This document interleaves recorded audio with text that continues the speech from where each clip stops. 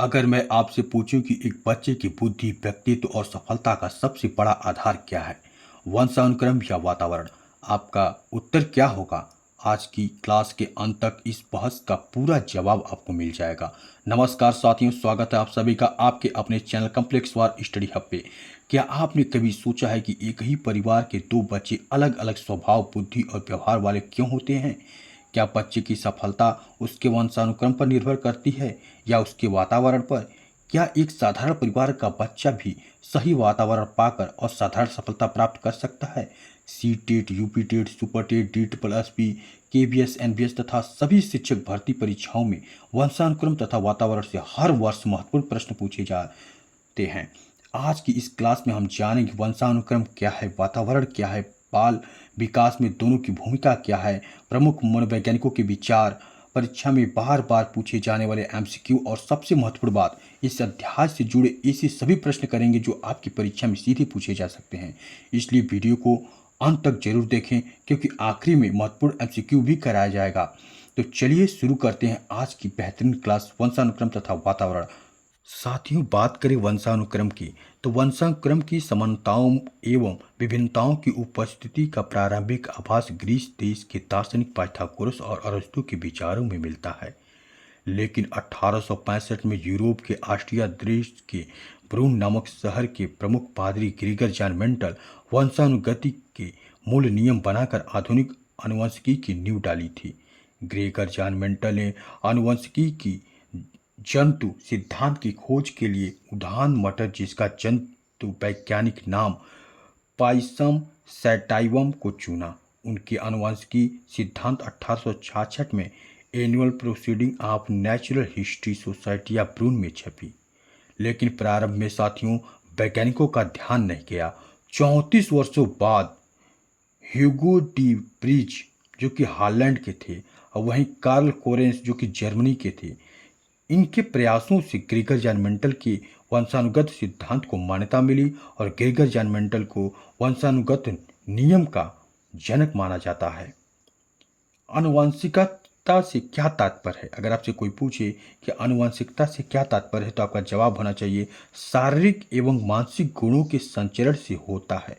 किससे होता है? शारीरिक एवं मानसिक गुणों के संचरण से होता है, जो माता पिता से बच्चों में जीन्स के माध्यम से प्रवेश करता है।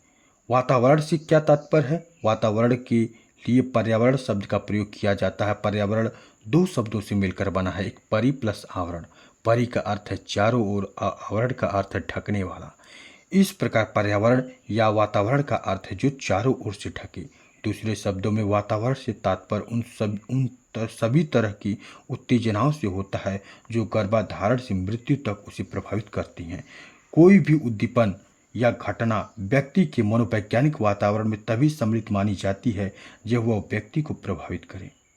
व्यक्ति का प्रत्येक व्यवहार आनुवंशिकता तथा वातावरण दोनों की अंतःक्रिया का परिणाम होता है। आनुवंशिकता से व्यवहार के रचना तंत्र का निर्माण होता है। वातावरण उस रचना तंत्र की चार दीवारी के अंतर्गत व्यवहार की एक निश्चित दिशा में विकसित करता है। मानव का विकास अनेक कारकों द्वारा होता है। प्राणियों के विकास एवं व्यवहार का अध्ययन करते समय मनोवैज्ञानिकों ने दो प्रमुख कारकों पर जोर दिया, एक वंशानुक्रम, दूसरा वातावरण। वंशानुक्रम यह जन्मजात व प्रकृतिजन्य होता है, वहीं वातावरण अर्जित एवं पोषण आधारित होता है। जैविक मनोवैज्ञानिक वंशानुक्रम को अधिक महत्व देते हैं, जबकि वातावरणीय मनोवैज्ञानिक बालक के विकास में वातावरण को सर्वाधिक महत्व देते हैं। लेकिन आधुनिक मनोवैज्ञानिक बालक के विकास में वंशानुक्रम तथा वातावरण दोनों का ही योगदान को स्वीकार करते हैं। उर्वर्थ का मत है कि बीज में वृक्ष बनने की संभावना निहित रहती है, लेकिन वातावरण के आधार पर उसका विकास स्तर निश्चित है। दोनों में से किसी एक के अभाव में वृक्ष का समुचित ढंग से विकसित होना संभव नहीं है। अच्छे पोषण से अच्छे फल मिलेंगे, जबकि कुपोषण से निम्न स्तर के ही फल प्राप्त होंगे। वीएन झा के शब्दों में वंशानुक्रम व्यक्ति की जन्मजात विशेषताओं का पूर्ण योग है। वंशानुक्रम जन्मजात व्यक्ति गुणों का योगफल है। वंशानुक्रम एक अमूर्त तथा जैविक दृष्टि से अत्यंत जटिल धारणा है। आप भी जानते हैं साथियों कि अगर कोई बीज आपको दे दिया जाए जो कि उच्च क्वालिटी का है, अगर आप उसे कंकरीली पत्थर पे फेंक दें तो वो कभी भी उगेगा नहीं, लेकिन वहीं आप मिट्टी में उसे रख दें तो कुछ दिन के बाद वो पनप कर एक पौधे का रूप लेना शुरू कर देगा। वंशानुक्रम के नियम की बात करें तो वंशानुक्रम के सामान्य नियम है अर्जित गुणों के संक्रमण का नियम, समानता का नियम, बीज कोष की निरंतरता का नियम, प्रत्यागमन का नियम, चयनित गुणों का सिद्धांत, मातृ व पितृ पक्ष का नियम, संयोग का नियम। साथियों, यह वंशानुक्रम के सामान्य नियम प्रमुख हैं। अब बात करते हैं विकासवादी सिद्धांत के समर्थक लेमार्क की। तो विकासवादी सिद्धांत के समर्थक लेमार्क ने अर्जित गुणों के संक्रमण के नियम का समर्थन करते हुए कहा कि व्यक्तियों द्वारा अपने जीवन में जो कुछ भी अर्जित किया जाता है वह उनके द्वारा उत्पन्न किए जाने वाले व्यक्तियों को संक्रमित किया जाता है। लेमार्क ने कहा कि जिराफ पशु की गर्दन पहले घोड़े के समान थी, लेकिन विशेष परिस्थितियों के कारण वह लंबी हो गई और बाद में उसकी लंबी गर्दन का गुण अगली पीढ़ी में संक्रमित होने लगा। वंशानुक्रम का वंश सूत्र क्या है? बात करें कि वंशानुक्रम का वंश सूत्र क्या है, तो मानव जाति में वंश सूत्र की कुल संख्या 46 यानी कि 23 जुड़ी होती हैं। एक्स वंश सूत्र लंबे छड़ी नुमा होते हैं, वाई वंश सूत्र छोटे व गोल होते हैं। माता के अंडक में केवल एक्स गुणसूत्र होते हैं, जबकि पिता के शुक्राणु में एक्स वाई दोनों प्रकार के गुणसूत्र होते हैं। निषेचन अंडे में जब एक्स एक्स लिंग वंश सूत्रों का संयोज होता है तब संतान लड़की होती है। इसके विपरीत निषेचन अंड में जब एक्स वाई वंश सूत्र का संयोज होता है तब संतान लड़का होता है। लड़कों के अधिक जन्म लेने का प्रमुख कारण की अगर बात करें तो संभवतः एक्स गुणसूत्र की तुलना में वाई गुणसूत्र कुछ हल्का होता है। क्या होता है? हल्का होना। वाई गुणसूत्र का हल्का होना ये अधिक लड़कों के जन्म का प्रमुख कारण है। शिक्षा जगत में अगर बात करें कि वंशानुक्रम तथा वातावरण का क्या महत्व है, तो आधुनिक शिक्षा जगत में बालक को शिक्षा का केंद्र बिंदु माना जाता है। अतः बालक के विकास को प्रभावित करने वाले इन दोनों ही कारकों का अध्ययन महत्वपूर्ण माना जाता है। बालकों के वंशानुक्रम से कुछ ऐसी प्रकृतियां पाई जाती हैं जो सामाजिक दृष्टि से अवांछनीय हैं। इन अवांछनीय प्रकृतियों या तत्वों पर ध्यान देकर उसे विकसित होने से पहले समाप्त किया जा सकता है। क्रोमोसोम्स में एक विशेष संरचना होती है जिसे जीन्स कहा जाता है, कि जिसे क्या कहा जाता है? जीन कहा जाता है। इन्हीं जीन्स से द्वारा माता पिता के गुण उसके बच्चों को प्राप्त होते हैं। जीन्स में साथियों दो जैविक अणु होते हैं, एक डीएनए, दूसरा आरएनए। वास्तव में जीन्स द्वारा ही आनुवंशिक गुणों का संरचना होता है। तो आइए साथियों, अब तक हमने जितना पढ़ा है उनमें कुछ महत्वपूर्ण प्रश्नों पर चर्चा करते हैं। जैसे आपसे पूछेगा ग्रेगर जॉन मेंडल कहाँ के निवासी हैं, तो आपका जवाब होना चाहिए ऑस्ट्रिया के। ग्रेगर जॉन मेंडल आनुवंशिकी का सिद्धांत किस पौधे पर खोज की, तो उद्यान मटर पे। लड़कियों की तुलना में लड़कों का जन्म अधिक क्यों होता है, तो वाई गुणसूत्र हल्का होने के कारण। विकासवादी सिद्धांत का समर्थक कौन था? लैमार्क। वंशानुगत सिद्धांत के जनक था ग्रेगर जॉन मेंडल। बीज में वृक्ष बनने की संभावना रहती है, लेकिन वातावरण के आधार पर उसका विकास का स्तर निश्चित होता है। यह कथन किसका है? तो वुडवर्थ का है। वर्णांधता एवं हीमोफीलिया लिंग संलग्न रोग हैं जो वंशानुगत रोग माने जाते हैं। वर्णांध व्यक्ति लाल व हरे रंग में भेद नहीं कर पाता है, इसे प्रोटीन दोष या फिर डेल्टोलिज्म भी कहते हैं। स्पष्ट है कि वर्णांध व्यक्ति कलाकार, डिजाइनर, सज्जा कलाकार, रेल, जहाज, कार आदि का ड्राइवर नहीं बन सकता है। गोरी प्रजाति में लगभग 8% एवं काली प्रजाति में 4% मानव इससे प्रभावित होते हैं, लेकिन इनमें स्त्रियां केवल 1/10 से 1/5 होती हैं। वर्णांधता का वर्णन सबसे पहले होर्नर ने 1876 में किया।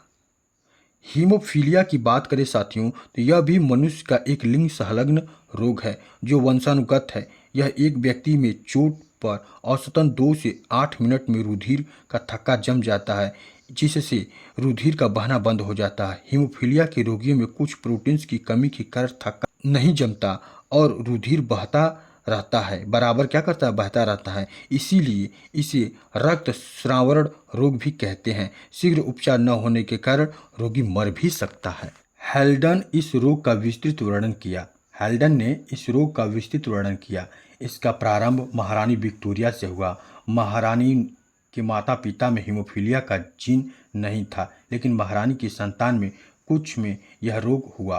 अनुमानतः महारानी में यह भी जीन उत्परिवर्तन के कारण हुआ, क्योंकि महारानी के पति एल्बर्ट भी सामान्य पुरुष थे।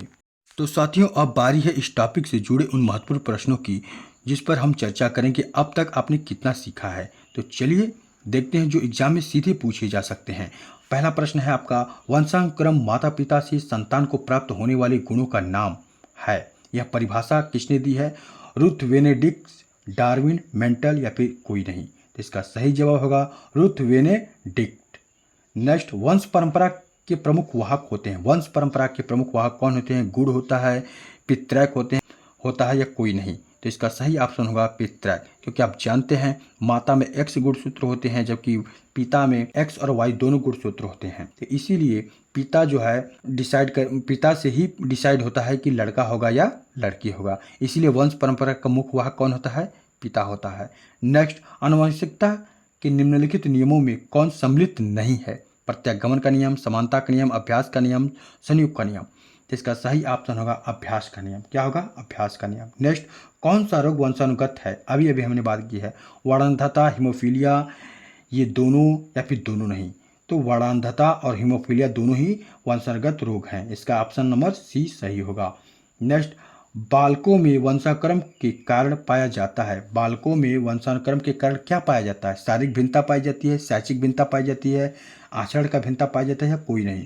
तो बालकों में वंशानुक्रम के कारण शारीरिक भिन्नता पाई जाती है, क्योंकि देखिए एक ही विद्यालय में बच्चे जाके आपस में पढ़ सकते हैं। शैक्षिक भिन्नता समान, शैक्षिक भिन्नता नहीं हो सकती है।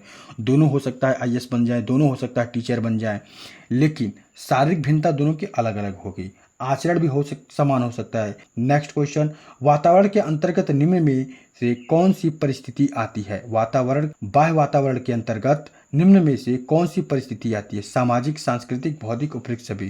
तो इसका सही ऑप्शन होगा उपयुक्त सभी, क्योंकि बाह्य वातावरण के अंतर्गत सामाजिक भी आता है, समाज भी आता है, सांस्कृतिक भी आता है और भौतिक भी आता है। नेक्स्ट, शिक्षा मनोविज्ञान का केंद्र है। शिक्षा मनोविज्ञान का केंद्र क्या है? शिक्षक है, बालक है, शिक्षण विधि है या पाठ्यक्रम है? तो केंद्र बिंदु की बात कर रहा है, तो इसीलिए इसका सही ऑप्शन क्या हो जाएगा? बालक हो जाएगा। क्या हो जाएगा? बालक हो जाएगा। नेक्स्ट, वंशानुगति इकाई है। वंशागति की इकाई क्या है? गुणसूत्र है, जीनोटाइप है या फिनोटाइप है या फिर जीन है? तो इसका सही ऑप्शन होगा साथियों जीन। वंशानुगति की इकाई क्या है? जीन है, क्योंकि जीन से ही पिता से पुत्र में, पुत्र से फिर उसके पुत्र में, ऐसे चलता रहता है जीन के माध्यम से। नेक्स्ट, मेंडल से पूर्व प्रसंस्करण प्रकृति में होता ही नहीं। प्रकृति में होता था, इसका ज्ञान नहीं था। वैज्ञानिकों ने इसका प्रयोग किए, लेकिन स्पष्ट निष्कर्ष निकाल गए थे, कोई नहीं। तो इसका सही ऑप्शन होगा साथियों ऑप्शन नंबर सी। वैज्ञानिकों ने इसके प्रयोग किए लेकिन स्पष्ट निष्कर्ष नहीं निकाल गए थे। भारत में प्रथम मनोवैज्ञानिक प्रयोगशाला की स्थापना की गई थी। दिल्ली, मुंबई, कलकत्ता, कोई नहीं। तो भारत में प्रथम मनोवैज्ञानिक प्रयोगशाला की स्थापना कलकत्ता में हुई थी। कहाँ पे हुई थी? कलकत्ता में। कहाँ पे बाबू? कलकत्ता में। नेक्स्ट, बाल मनोविज्ञान में अध्ययन किया जाता है। बाल मनोविज्ञान में अध्ययन किसका किया जाता है साथियों? बालक के जन्म से लेकर प्रौढ़ावस्था तक, बालक के जन्म से बाल्यावस्था तक, बालक के जन्म से पूर्व गर्भावस्था से लेकर किशोरावस्था तक, या बालक के जन्म से शैशवावस्था तक। तो इसका सही ऑप्शन होगा ऑप्शन नंबर सी।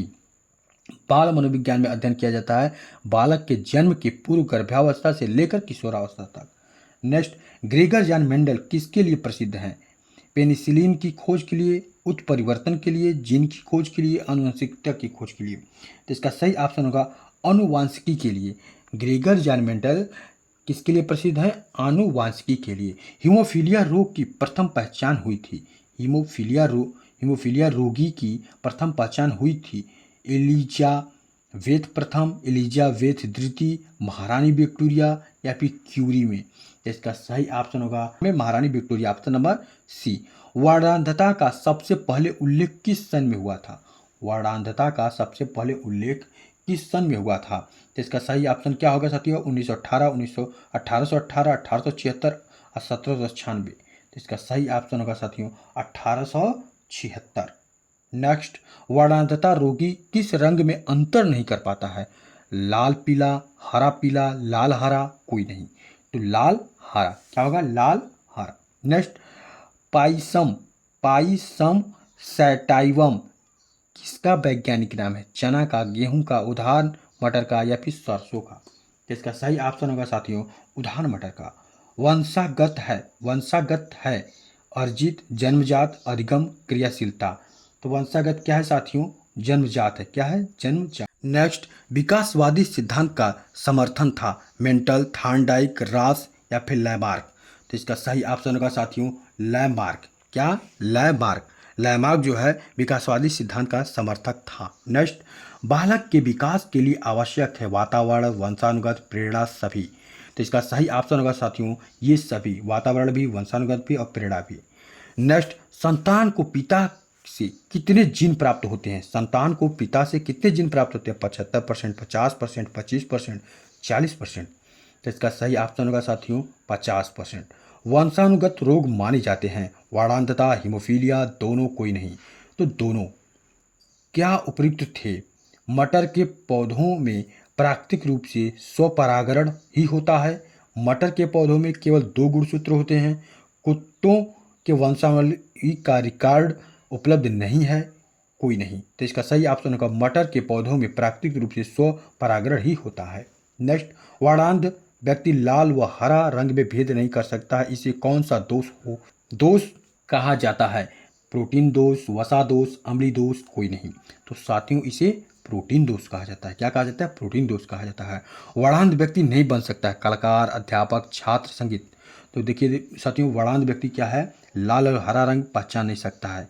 तो क्या वो अध्यापक नहीं बन सकता है? अध्यापक बन सकता है, गाना गा सकता है, छात्र बन सकता है, लेकिन कलाकार नहीं बन सकता है, क्योंकि जहाँ हरा रंग डालना होगा वहाँ हो सकता है लाल डाल दे। चलिए नेक्स्ट, मेंडल का संबंध है जर्मनी, फ्रांस, ऑस्ट्रिया, अमेरिका। तो मेंडल का संबंध कहाँ से है? ऑस्ट्रिया से। कहाँ से आते हो? ऑस्ट्रिया से। कौन मनोवैज्ञानिक वंशानुक्रम को अधिक महत्व देते हैं? वातावरणीय, जैविकी या फिर जन्मजात? तो इसका सही ऑप्शन होगा साथियों जैविकी। कौन? जैविकी। नेक्स्ट, व्यवहार के रचना तंत्र का निर्माण होता है वंशानुगत, वातावरण, अधिगम या कोई नहीं? तो इसका सही ऑप्शन होगा साथियों इसका सही ऑप्शन होगा वंशानुगत। व्यवहार के रचना तंत्र का निर्माण वंशानुगत होता है। कैसा होता है? वंशानुगत। व्यक्ति का व्यवहार निर्धारित होता है वंशानुगत से, वातावरण से, अधिगम से या फिर सभी से। व्यक्ति के व्यवहार में ये सब देखे जाते हैं। नहीं सब लोग कहते हैं अपने पिता को पढ़ा है, अपनी माता को पढ़ा है, फिर वातावरण में जैसा देश वैसा भेष। वंशानुगत सिद्धांत का बीज रूप प्राप्त होता है प्लेटो, सुकरात, अरस्तु, डार्विन से। तो वंशागत सिद्धांत का बीज रूप प्राप्त होता है साथियों किससे? अरस्तु। कहाँ? अरस्तु। मेंडल का वंशानुगत सिद्धांत प्रकाशित हुआ कब हुआ? 1871 में, 1866 में, 1833 में, 1874 में। इसका सही ऑप्शन होगा 1866 में। कब हुआ? 1866 में। तो कैसा लगा सेशन साथियों? कमेंट करके हमें जरूर बताएं, और आपने 30 में कितना स्कोर किया है ये भी कमेंट करना ना भूलिएगा।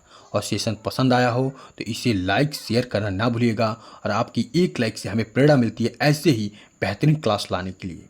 तो चलिए फिर मिलते हैं एक नेक्स्ट क्लास में एक नए टॉपिक के साथ। आपका अगला टॉपिक होगा अभिवृद्धि एवं विकास का अर्थ क्या है, meaning of growth and development पर चर्चा करेंगे नेक्स्ट क्लास में। तब तक के लिए आप सभी को राधे राधे, जय श्री कृष्णा, जय हिंद साथियों।